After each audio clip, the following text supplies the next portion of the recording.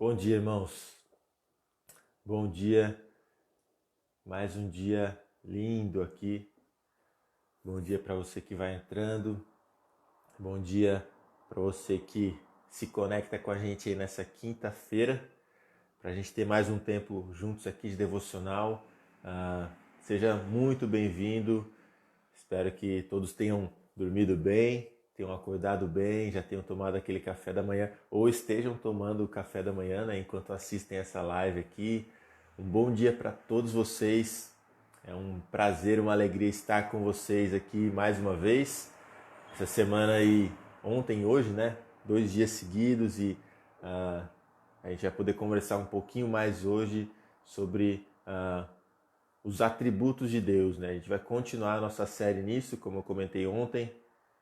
E um ótimo dia para todos, um ótimo dia para todos. Espero que todos estejam bem, espero que a gente tenha um tempo proveitoso e agradável juntos aqui. Bom dia para todos vocês, bom dia para aqueles que entram e não aparecem por aí também, bom dia para você que vai ouvir isso em algum outro momento, boa noite, boa tarde, enfim, dependendo do momento que você for ouvir essa devocional. E sejam todos muito bem-vindos. Para aqueles que nos visitam aqui também, seja muito bem-vindo, seja muito bem-vindo. É uma alegria ter você com a gente aqui. Quero orar com vocês. A gente vai orar e a gente já começa o nosso devocional. E hoje, como eu comentei, a gente vai continuar nossa série nos atributos de Deus e a gente vai falar um pouquinho hoje sobre a bondade de Deus, sobre a bondade de Deus. Vamos lá, vamos orar e a gente começa o nosso tempo aqui. Senhor Deus, muito obrigado pelo dia que o Senhor nos deu, um dia tão lindo, um dia tão gostoso. Te louvamos, Deus, porque o Senhor é perfeito, Pai, em tudo que faz. E nós te agradecemos, ó Deus, porque o Senhor nos dá a oportunidade de conhecer mais do Senhor através da Tua palavra. Nós te louvamos porque o Senhor se revela a nós, Pai, e nós podemos conhecer o Senhor, ainda que não completamente, mas conhecê-lo verdadeiramente.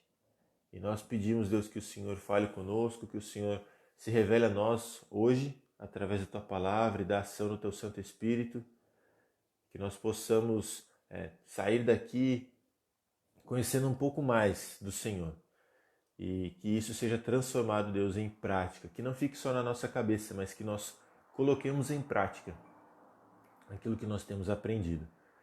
Nós pedimos, Deus, que o Senhor nos dê um tempo agradável aqui, que o Senhor me dê clareza, Pai, na hora de comunicar aquilo que o Senhor quer comunicar e que nós possamos crescer juntos, Pai, durante esse tempo.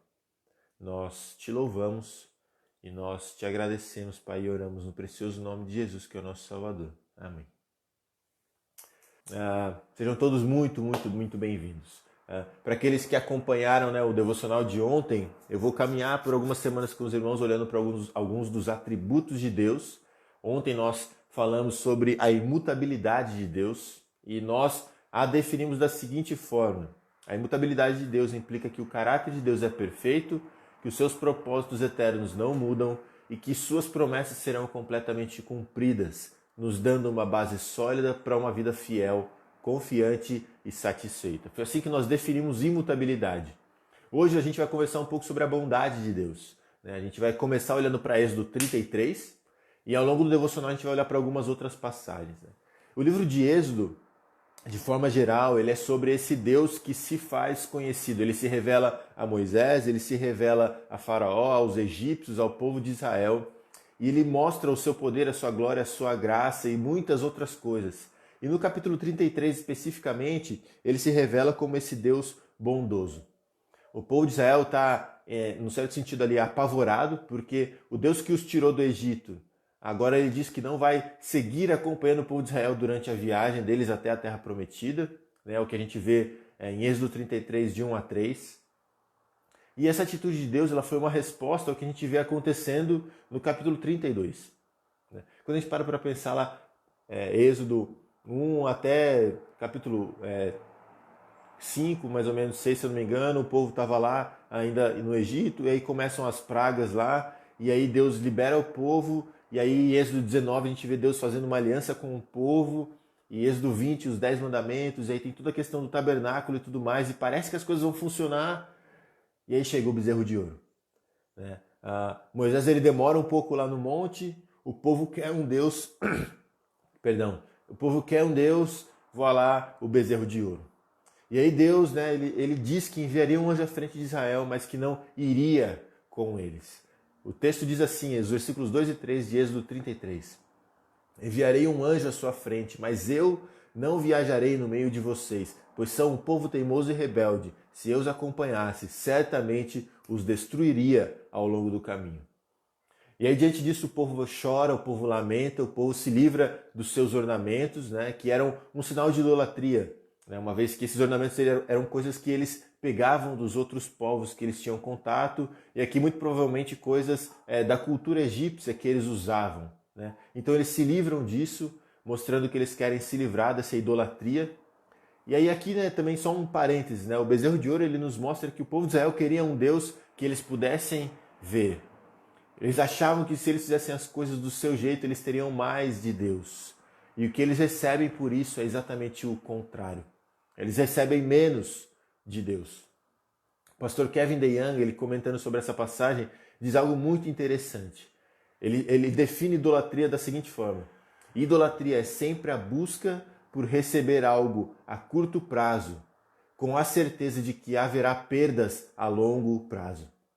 Idolatria é sempre a busca por receber algo a curto prazo, com a certeza de que haverá perdas a longo prazo. Nós achamos que nós estamos ganhando, quando na verdade nós estamos perdendo. Nós queremos algo momentâneo e nós colocamos em risco algo permanente.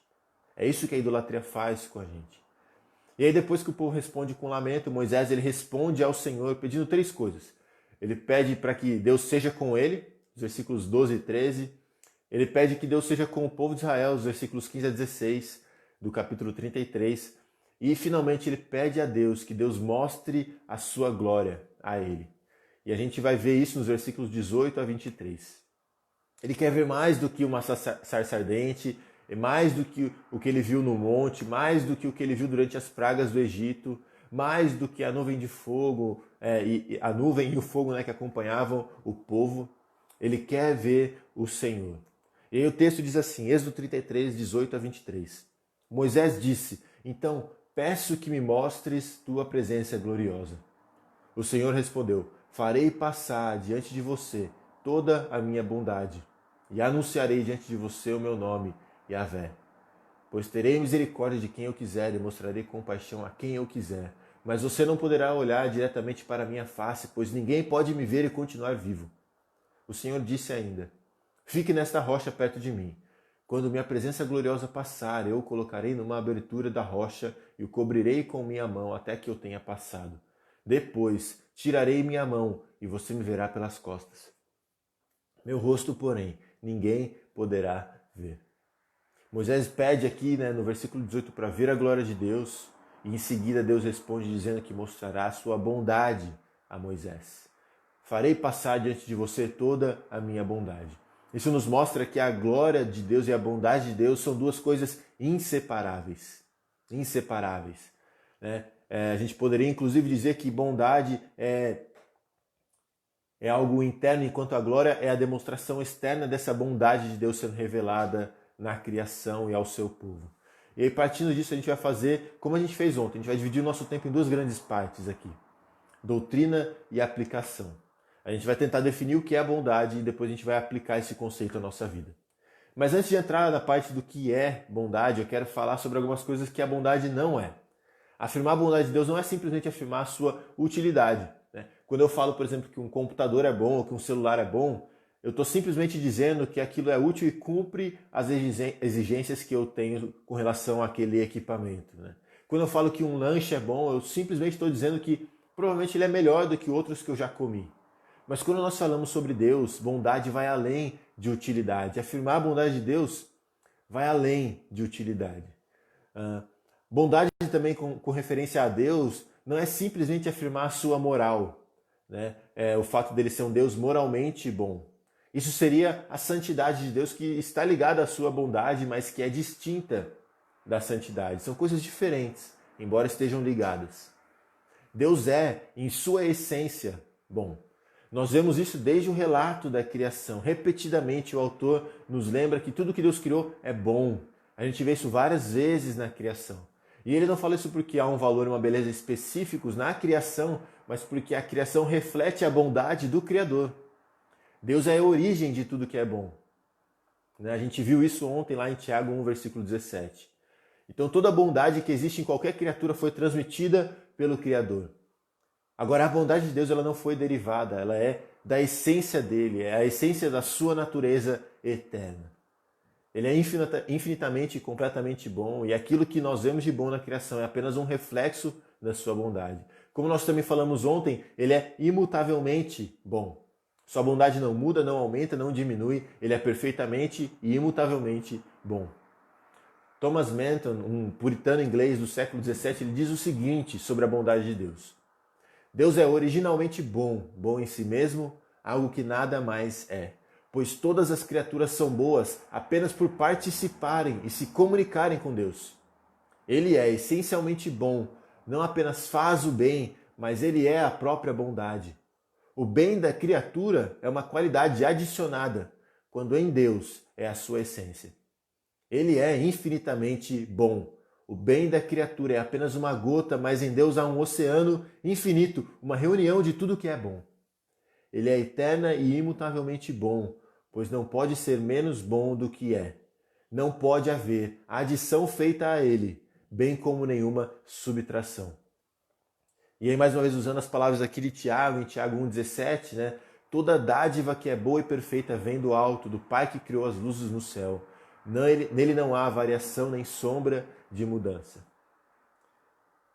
Então, assim como a gente viu com a imutabilidade ontem, a bondade de Deus ela também está ligada a outros atributos e características de Deus. A gente falou um pouquinho aqui sobre a glória de Deus, sobre outras coisas também, né? E na verdade é impossível estudar apenas um atributo sem olhar para a relação desse com outros. E a bondade de Deus, por exemplo, ela está intimamente relacionada a várias outras características da natureza de Deus, como a sua misericórdia, graça e paciência. E embora a misericórdia, graça e paciência sejam assim temas proeminentes e importantes nas Escrituras, elas realmente são características que revelam diferentes aspectos da bondade de Deus para indivíduos em situações específicas. A gente pode então articular essas características em relação à bondade de Deus da seguinte forma. A misericórdia de Deus é a bondade de Deus demonstrada a pessoas miseráveis. A graça de Deus é a bondade de Deus revelada para aqueles que são culpados. E a paciência de Deus é a bondade de Deus para aqueles que continuam a pecar. E quando nós olhamos assim, nós vemos que a bondade de Deus inclui a sua graça, a sua misericórdia, a sua paciência, mas que ela vai além disso. E aí, pegando um gancho nisso, até onde ela vai? A gente comenta que a bondade de Deus é infinita, mas quão infinita ela realmente é? E aí, como assim, Quão infinita? Ela é infinita e ponto. Infinito não tem como medir.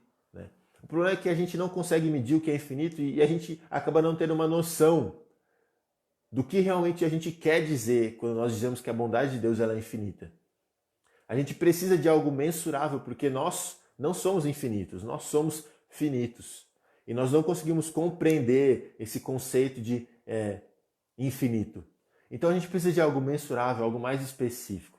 A verdade é que Deus ele é tão bondoso, irmãos. Ele é tão bondoso que ele demonstrou mais bondade a nós do que ao seu próprio Filho Jesus Cristo.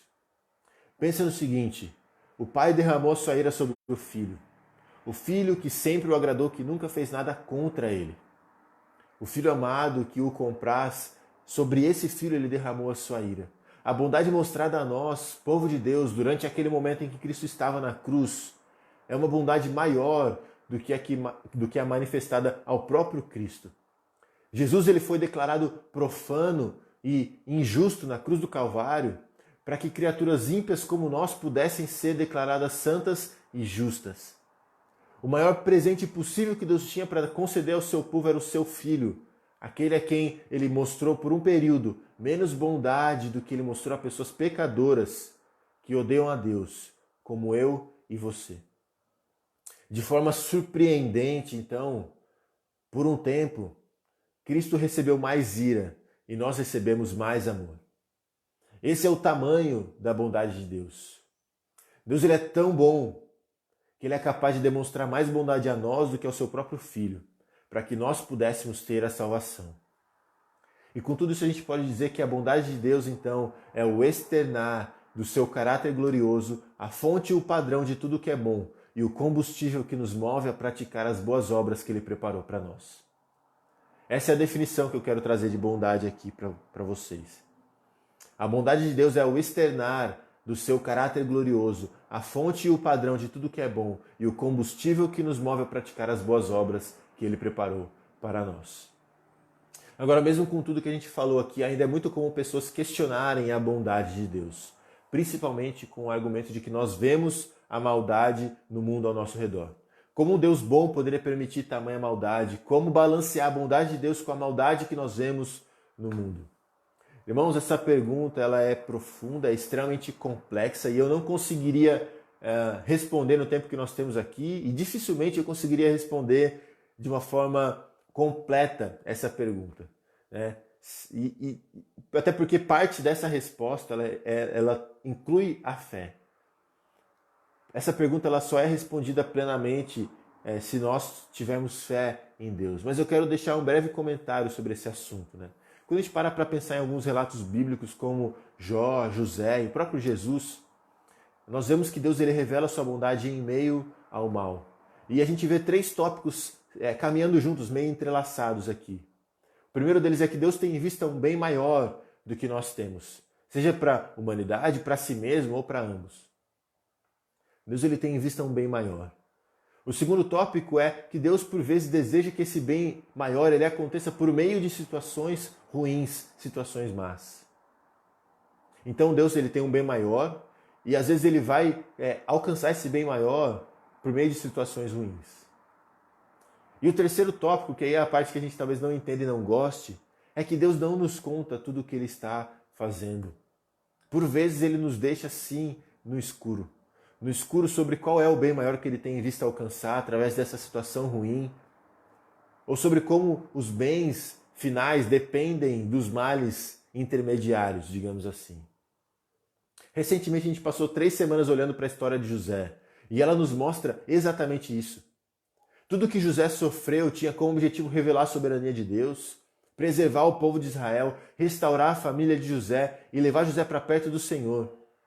Mesmo que durante esse tempo todo ele não soubesse de nada disso e ele estivesse sofrendo com aquela situação. Então, mesmo que às vezes pareça uma resposta insuficiente para nós, a Bíblia parece sugerir fortemente que essa realidade de que Deus tem em vista um bem maior em meio ao sofrimento é, na verdade, a forma como Deus opera na sua providência. É a sua maneira de trabalhar. E isso acontece justamente porque parte do processo da vida cristã é aprender a confiar na bondade de Deus e permanecer perseverante em meio às aflições. Então, com a parte doutrinária no lugar aqui, agora nós chegamos à aplicação. E nós vamos aplicar essa doutrina em 3 áreas, usando 3 palavras: imitação, oração e adoração. Imitação, oração e adoração. Imitação. Ao reconhecer a bondade de Deus para conosco em Cristo, nós devemos desejar aprender os seus caminhos e mandamentos para as nossas vidas, porque nós confiamos que os seus caminhos são bons. Salmo 119, 68 diz o seguinte: Tu és bom e fazes somente o bem, ensina-me os teus decretos. Olha a lógica do salmista aqui: Tu és bom e fazes o bem, me ensina os seus decretos. Como filhos de um Pai bondoso, redimidos em Cristo e habitados pelo Espírito, nós somos chamados a fazer o bem, nós somos chamados a imitar o nosso Pai. À luz do que Deus fez por nós não devemos nos cansar de fazer o bem, como Paulo fala em Gálatas 6, versículo 9. Porque nos tempos certos nós colheremos os frutos disso. No versículo 10, inclusive, Paulo vai falar: sempre que tivermos a oportunidade, façamos o bem a todos. Então, pensando nisso, nós não conseguirmos fazer o bem é um sinal de que nós ainda não entendemos realmente a bondade de Deus para conosco em Cristo. Nós somos filhos de um Deus bondoso e por isso nós devemos ser bondosos com as pessoas ao nosso redor. E as boas obras que nós fazemos, embora elas não sejam perfeitas, elas podem realmente ser chamadas de boas porque elas são operadas em nós por meio do Espírito Santo de Deus que vive em nossos corações e porque eles revelam um Deus bom que enviou seu Filho para morrer no nosso lugar e porque elas são feitas por meio do sacrifício de Cristo, que nos torna justos e aceitáveis diante de Deus. Então, nesse sentido, a bondade de Deus é o que nos move a praticar as boas obras que Ele preparou para nós, como diz em Efésios capítulo 2, versículo 10. Um outro aspecto que vem como aplicação de entender a bondade de Deus está relacionado às nossas orações. A ordem que Jesus mais dá aos seus discípulos com relação às orações é pedir, bater a porta, vem e fale e peça. Deus ele é bom e ele se deleita em dar bons presentes aos seus filhos. Mateus 7, versículo 11 diz o seguinte: se vocês que são maus sabem dar bons presentes a seus filhos, quanto mais o seu Pai que está no céu dará bons presentes aos que lhe pedirem. A bondade de Deus ela muda a nossa oração. Nós não estamos orando a um Deus maldoso, carrancudo. Nós estamos orando a um Deus bom, que nos ama, que quer o nosso bem, que se deleita em fazer o bem para nós. E aí, finalmente, a bondade de Deus nos leva à adoração. Eu vou ler só um salmo aqui, na verdade, 2 versículos aqui dos salmos, mas a gente vê isso várias vezes. O salmista está falando isso: deem graças ao Senhor porque Ele é bom. Salmo 106, versículo 1, louvado seja o Senhor, deem graças ao Senhor porque Ele é bom, o seu amor dura para sempre. A gente vê isso em vários outros salmos. E a outra passagem, na verdade, aqui é em 1 Crônicas 16, versículo 34, deem graças ao Senhor porque Ele é bom, o seu amor dura para sempre. Nós vemos isso em diversas situações, nos salmos e em outras passagens também. A bondade do Senhor nos leva a adorar ao Senhor. Então a resposta natural de alguém que entendeu a bondade de Deus é adorá-lo. Nós não merecemos ser alvo da bondade de Deus, nós não merecemos servir a um Deus tão bondoso, mas ainda assim Ele continua demonstrando sua bondade a nós. E para concluir o nosso tempo, eu quero deixar uma ilustração aqui. Quando a gente vê a lua de noite, dependendo do dia do mês, ela pode estar minguante, né? Ela pode estar aparecendo simplesmente metade, pode estar aparecendo um quarto, às vezes ela está aparecendo só aquela bordinha da lua. Mas isso não significa, irmãos, que a lua mudou, não significa que ela diminuiu, não significa que ela deixou de existir. A lua sempre teve e sempre terá o mesmo formato, ainda que nós não enxerguemos toda ela às vezes. Deus ele sempre foi e sempre será bom, ainda que nós não consigamos ver, ainda que tudo que apareça da sua bondade seja apenas essa pequena e fina borda. Deus ele é sempre bom. As situações às vezes elas ofuscam a bondade de Deus, mas a bondade de Deus ela está lá. Ela está lá. Assim como às vezes nós não conseguimos ver a lua toda, às vezes a gente vai ter dificuldade para enxergar a bondade de Deus de forma plena. Mas, irmãos, a bondade de Deus está lá. Ainda que nós vejamos só essa bordinha, a bondade de Deus ela está lá. E como disse Charles Spurgeon, Deus ele é bom demais para ser cruel e sábio demais para se enganar. Quando nós não pudermos rastrear a sua mão, devemos confiar em seu coração. Devemos confiar em seu coração. Senhor Deus, muito obrigado. Muito obrigado porque o Senhor é bom. Muito obrigado, Deus, porque quando nós não entendemos, ainda quando nós não entendemos, o Senhor continua sendo bom, o Senhor continua demonstrando a sua bondade a nós. Nós pedimos, Deus, que o Senhor nos dê olhos sensíveis para enxergar a sua bondade. Que nós consigamos, Deus, enxergar a sua bondade em meio a situações, por mais difíceis que elas sejam. E que nós possamos imitar o Senhor, Pai, sendo boas pessoas que praticam boas obras. Não simplesmente para que nós sejamos pessoas com uma boa moral, mas que nós glorifiquemos ao Senhor, fazendo essas boas obras que o Senhor preparou para nós. Que as nossas orações elas sejam confiantes, Pai, e regadas por essa compreensão da sua bondade. O Senhor nos ama, o Senhor quer o nosso bem, e o Senhor se deleita, Pai, em fazer o bem para nós. E que nós sejamos levados e motivados a adorar ao Senhor, Pai, porque o Senhor é bom. Porque o Senhor é bom. E nós devemos louvar ao Senhor por isso. E Pai, tudo que nós falamos hoje, tudo que nós fazemos, tudo isso que nós temos comentado aqui, estudado aqui, só é possível porque um dia, Pai, o Senhor demonstrou a sua bondade a tal ponto de enviar o seu Filho para morrer na cruz e pagar o preço pelos nossos pecados. E o Senhor o ressuscitou ao terceiro dia para nos dar uma nova vida. Pai, como o Senhor é bom. Que nós compreendamos isso, que nós nos agarremos a isso. E que nós vivamos com a sua bondade em perspectiva. O Senhor é bom, tudo que o Senhor faz é bom. E nós sabemos, Deus, que todas as coisas cooperam para o bem daqueles que amam a Deus. E esse bem é nos conformar à imagem do seu Filho. Nós pedimos que o Senhor nos dê um bom restante de dia, que o Senhor seja conosco, que o Senhor nos guarde, e que nós possamos, Pai, enxergar a sua bondade nas pequenas coisas ao longo desse dia. Que nós não olhemos simplesmente para coisas enormes, mas que nós vejamos a sua bondade em coisas pequenas também. E nós oramos, Pai, dessa forma e te agradecemos. No precioso nome de Jesus, que é o nosso Salvador. Amém. Amém. Irmãos, muito obrigado pela presença de todos. Tenham todos um ótimo dia e nós ficamos por aqui. Um abraço. Tchau, tchau.